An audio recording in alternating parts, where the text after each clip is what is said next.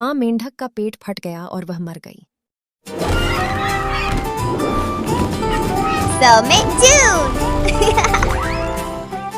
जंगल के सबसे गहरे और शांत हिस्से में नीलम झील स्थित थी।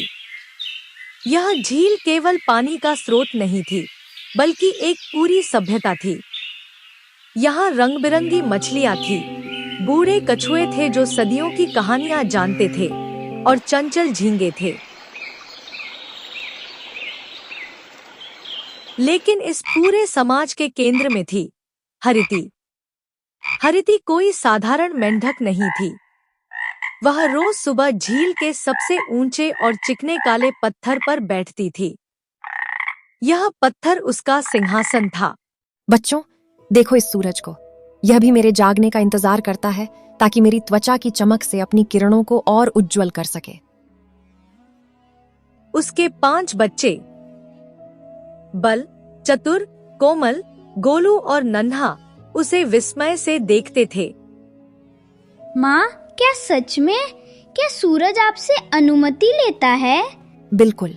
आकार और आभा में मुझ जैसा इस वन में कोई नहीं है। तुम भाग्यशाली हो कि तुमने मेरी कोख से जन्म लिया है। लेकिन माँ, अगर सबको पहले से पता हो तो? माँ, क्या आपको अच्छा लगता है जब सब आपकी तारीफ करते हैं? बताऊंगी नहीं, याद दिलाऊंगी। कुछ सच रोज कहना पड़ता है, तब भी, क्योंकि लोग जल्दी भूल जाते हैं कि कौन सबसे ऊपर है। माँ, क्या आपको अच्छा लगता है जब सब आपकी तारीफ करते हैं? अच्छा नहीं, जरूरी लगता है।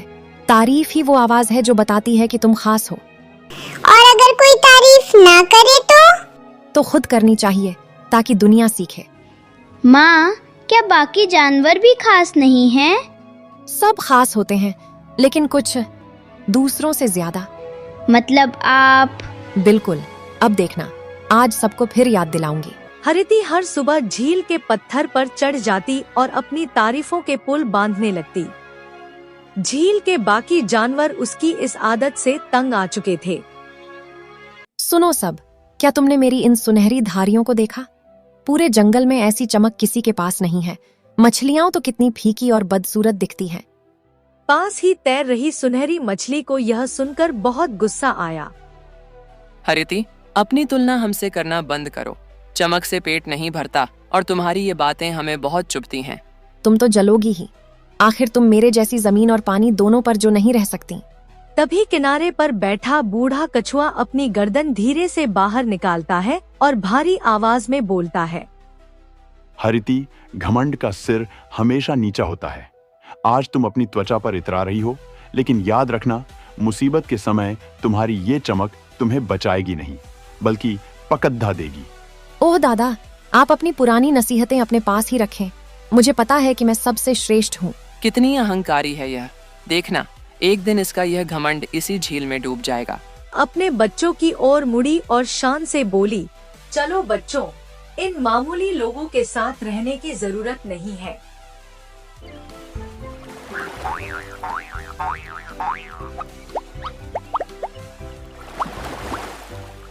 कुछ दिन ऐसे ही जाता है। एक दिन कछुए ने देखा कि हरिति के बच्चे किनारे के पास खेल रहे थे। उसे एक मौका मिला कि वह हरिति के बारे में सच बता सकता है। वह धीरे धीरे उनके पास गया।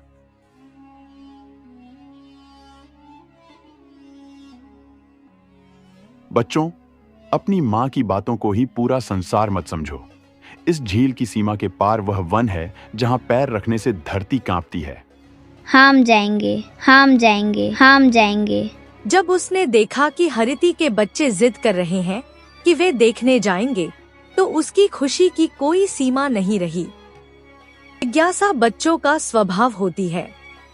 एक दोपहर, जब हरिति एक बड़े कमल के पत्ते के नीचे विश्राम कर रही थी, 5 बच्चे चुपके से झील के किनारे की ऊंची घास को पार कर गए।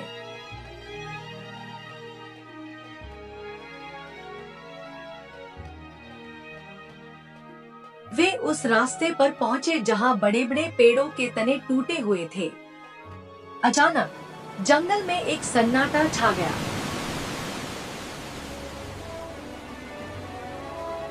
ने शोर मचाना बंद कर दिया।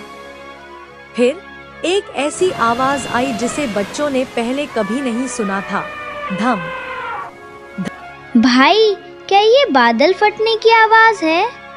नहीं नंदे, जमीन देखो, मिट्टी के कण हवा में उछल रहे हैं। पत्तियों को चीरते हुए साक्षात गजराज प्रकट हुए।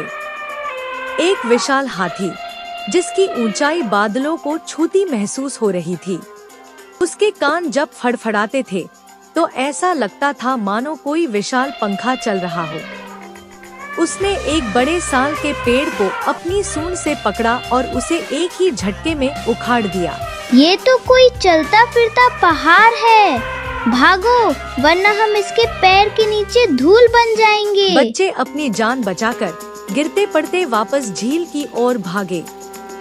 उनके मन में अब केवल एक ही सत्य था, उनकी माँ दुनिया की सबसे बड़ी जीव नहीं थी। बच्चे जब झील वापस पहुँचे तो वे कांप रहे थे। क्या हुआ? तुम सब ऐसे क्यों हाँफ रहे हो जैसे तुमने कोई नाग देख लिया हो? माँ, हमने उसे देखा। वह जो इस दुनिया का असली राजा है। असली राजा? क्या तुम मेरे बारे में बात कर रहे हो? नहीं माँ, वह एक विशाल जीव था। उसके 4 पैर 4 बरगद के तनों जैसे थे। उसकी नाक जमीन को छू रही थी और उसके दांत सफेद पत्थरों की तरह नुकीले थे। वह आपसे कहीं ज्यादा बड़ा था। चुप रहो, तुमने जरूर कोई पहाड़ देखा होगा और डर के मारे उसे जीव समझ लिया। मुझसे बड़ा कोई नहीं हो सकता। देखो मुझे। हरिति ने पत्थर पर खड़े होकर एक गहरी सांस ली। उसने अपनी हवा को पेट में दबाया। उसका पेट थोड़ा फूलकर गोल हो गया। क्या वह इतना बड़ा था? माँ, आप क्या कर रही हैं? आपकी त्वचा पारदर्शी हो रही है। अब बताओ, अब तो मैं उसके बराबर हूँ। वह जीव इतना बड़ा था कि उसके एक पैर के निशान में हमारा पूरा तालाब समा जाए। आप हार मान लीजिए। हार मेरी डिक्शनरी में नहीं है। मैं साबित करूंगी कि मैं असीमित हूँ। एक और लंबी सांस खींची। अब वह एक छोटे तरबूज जैसी दिखने लगी थी। हरिति अब एक मेंढक नहीं, बल्कि हवा से भरा एक भयानक गुब्बारा लग रही थी। उसकी आंखें अपनी जगह से बाहर निकल आई थी। उसके फेफड़े फटने की कगार पर थे, लेकिन उसका अहंकार उसे रुकने नहीं दे रहा था। मैं सबसे बड़ी ने एक आखिरी बार अपनी पूरी ताकत से हवा अंदर खींची। वह हवा नहीं थी, वह उसकी मृत्यु का बुलावा था। जैसे कोई बहुत बड़ा विस्फोट हुआ हो। पत्थर पर हरिति का अस्तित्व बिखर गया। यह कहानी हमें सिखाती है कि अहंकार इंसान की बुद्धि को पत्थर बना देता है।